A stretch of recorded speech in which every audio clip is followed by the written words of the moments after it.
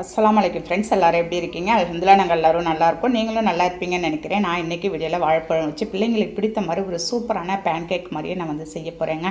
குழிப்ப நேர பேனில் வச்சு நான் செய்ய போகிறேன். சூப்பரான டேஸ்ட்டில் இருக்கும். நீங்கள் செஞ்சு கொடுத்தீங்கன்னா பிள்ளைங்க உடனே காலி பண்ணிவிடுவாங்க.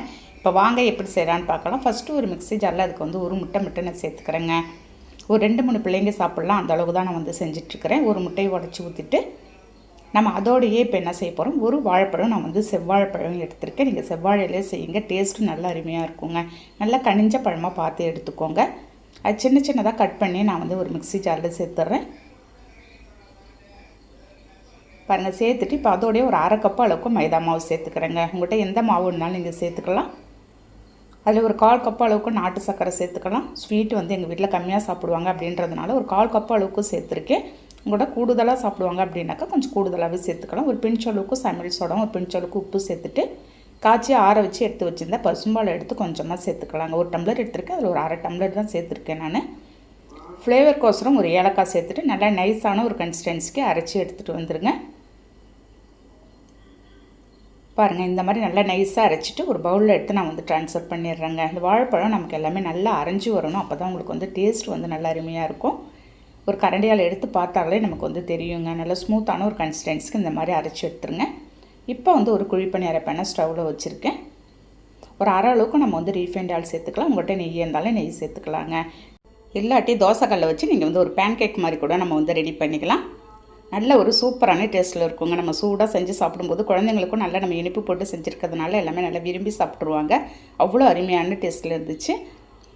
ஒரு 1/2 அளவுக்கு குழிப்பணி அரைப்பேனில் நம்ம வந்து ஊற்றிக்கிட்டோம்னா நமக்கு வெந்து வரும்போது உங்களுக்கு பஃபியாக நல்லா கரெக்டான கன்சிஸ்டன்சிக்கு நமக்கு வந்து வந்துடும்.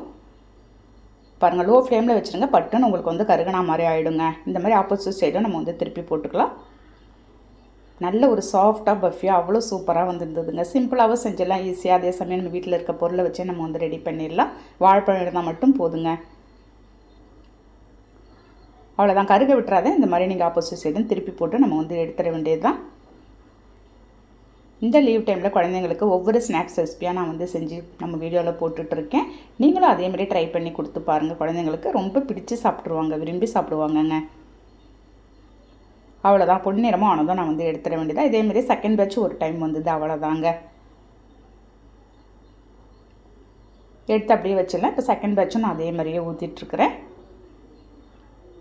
இதே மாதிரி ஒவ்வொரு நாளைக்கு ஒரு ஸ்நாக்ஸ் ரெசிபி நல்லா ஹெல்த்தாக நீங்கள் வந்து பிள்ளைங்களுக்கு செஞ்சு கொடுங்க.